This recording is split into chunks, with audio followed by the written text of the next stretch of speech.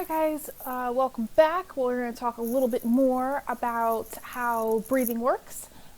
Just a little bit more to outline on exactly the different molecules that we're going to be working with, CO2 and oxygen, and just how that is able to work. Alright, so this slide is just to represent what we talked about last time, the difference between inhaling, exhaling, and what actually physically happens with the body.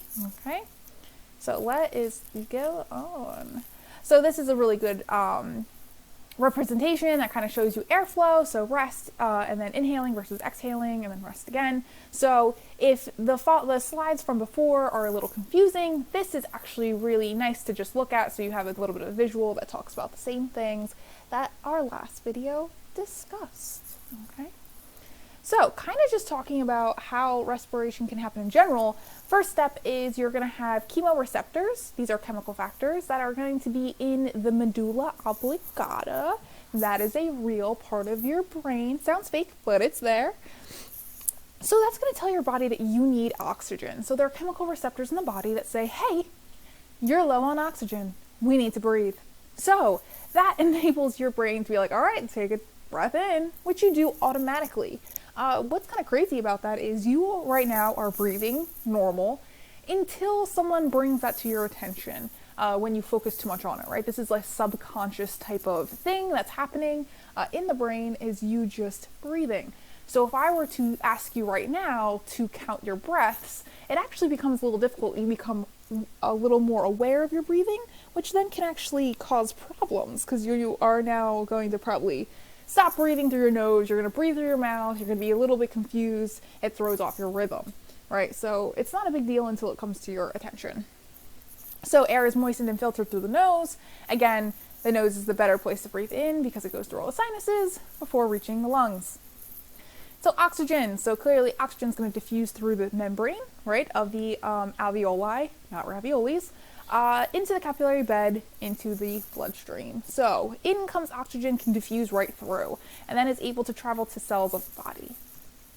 Carbon dioxide is going to do the opposite. So as you breathe in oxygen, the carbon dioxide is going to diffuse through the bloodstream, through the membrane of the alveoli, not ravioli, and then it's going to be exiting the body when you exhale, right? So it's going to be this constant exchange.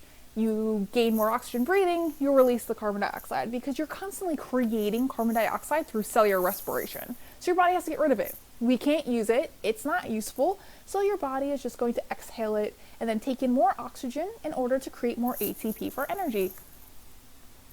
So, little bit of bio review, I know we're all excited about that, is again how everything is moving. So it's moving through our concentration gradient, right? Going from a high concentration to an area of lower concentration. Anything likes to do that. That is like a very normal thing, right? For any substance, it wants to go from being very crowded to a nice equal space, right? So oxygen diffuses through from the alveoli, from a high concentration into the bloodstream that has the lower concentration. Flip side, the carbon dioxide is going to diffuse from the bloodstream, its high concentration, into the alveoli, low concentration, so that way it can actually exit your body. So, let's talk a little bit, some levels, some statistics. 21% of the air we breathe is oxygen. It's actually mostly nitrogen. Mostly nitrogen. So it's not pure oxygen, which is okay because pure oxygen can actually be very bad for you. You can get very sick. It can cause a very lightheaded like feeling. When our atmosphere was very young, it actually was more oxygen than it is today. And I don't think all of us would like it to be pure oxygen because pure oxygen leads itself a lot better to insects. And the higher levels of oxygen in the air equals the larger sizes of insects. So if you don't like them, and 21% of our air is oxygen, imagine if like 50% insects would actually increase at least by double their size. Yeah, so that spider cricket that's chilling around on your floor, he'd be bigger. We don't want that. Anyway, so about 0.04% of the air we breathe is carbon dioxide. That's great, because it's not great for you. All right, so this means there's a lower concentration of oxygen in our lungs, than in the atmosphere. So what that means is oxygen is going to want to move down the concentration gradient from the outside to inside the body. Also, this means that there's more carbon dioxide inside your cells than the atmosphere, so it's going to want to leave, right? So everything's following the concentration gradients of going from a higher place to lower. So how do we actually measure these things? So you can measure your breathing by a couple of different types of volumes. We have something called static volume, which is the air volume of your lungs. How much air can you hold? Tidal volume, volume of air you inhale or exhale during a single breath. So static volume is just how much volume your lungs have. Tidal volume is if I were to inhale, normal breath, how much volume is that? And then a normal exhale. Now there's a vital capacity. Vital capacity, think about capacity being the most. So the maximum amount of air that you can be inhaled or exhaled. So this is like when I say take a deep breath, like, and you keep going, right? Maximum amount. And then you can do the same with how much you actually exhale. Now, I will say there's something called residual capacity, meaning that your lungs never actually completely deflate. That would be bad. They'd actually collapse. So you don't want that. There's always going to be a little bit of oxygen left in the lungs. So it's called functional residual capacity. The tiny bit of air that's still left over, even if you pushed out all the air in your lungs right now and it hurts your chest, there's still air there. And you want that there because, again, without it, your lungs would actually just collapse, which would be a problem. Then you've got something called total lung capacity, which is just the volume of air contained in the lungs at the end of maximum inhale, right? So normally we can measure a lot of these things. A few other things, you have dynamic lung volume. So this is based around time. So you have forced volume, which is measuring how much air a person can exhale.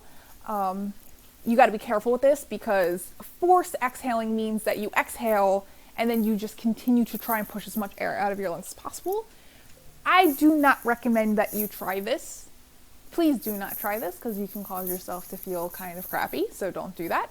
You also have forced vital capacity, meaning the total amount of air exhaled during an FEV test. So a lot of these tests can be done in a doctor's office if there's any respiratory problems, trying to figure out what is happening, if there's something wrong with the diaphragm, the way that the cells in the lungs are working. So these are different tests that can be done at the doctor's office. Please do not try them on their own, right? Do not try them on your own.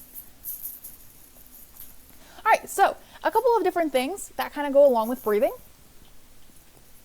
That's not completely breathing, would be different things called air maneuvers. So it sounds funny, but these are things that you do that actually have a cause. It's not just random. So coughing is a result of there's something, debris in your airways. You need to get it out. Makes sense.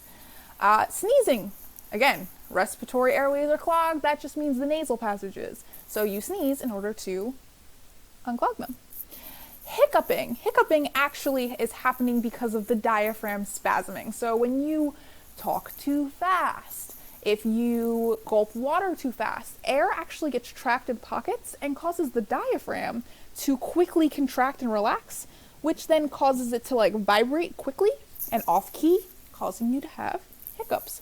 So that's why a lot of people say to hold your breath, because it's about trying to correct that spasm. And a lot of times it does work when you can distract yourself, because if you think about it too much, you focus in on it and it's hard to get it to just kind of go back to normal. And then yawning. Yawning is a weird one because as much as it has a function, it kind of doesn't. Yawning is thought, so keyword thought, to be caused by a need to increase oxygen.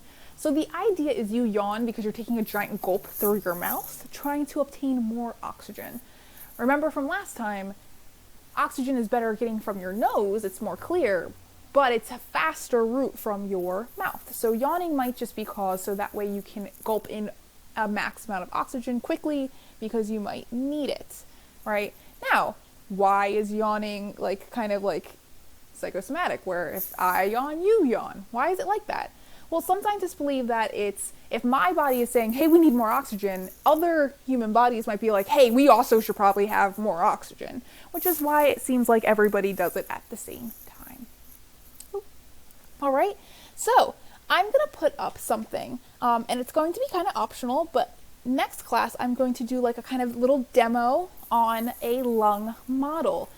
So if you're listening to this, I'm still going to put it up, but I'm going to give you some supplies. Well, tell you about some supplies. I can't give them to you. In order to create your own lung model. So it's actually really simple. I'm going to show you how to make it. It's really cool. I actually had one of these models in the classroom. So what you're going to need is, you're going to need a water bottle, right? Clearly with no water in it. Rubber bands, balloons, some tape, some straws. That should about do it. So I'm going to put the lab up on Google Classroom. And again, this is going to be optional. If you would like to create it with me, I'm going to do a demo with it and ask a few questions for it.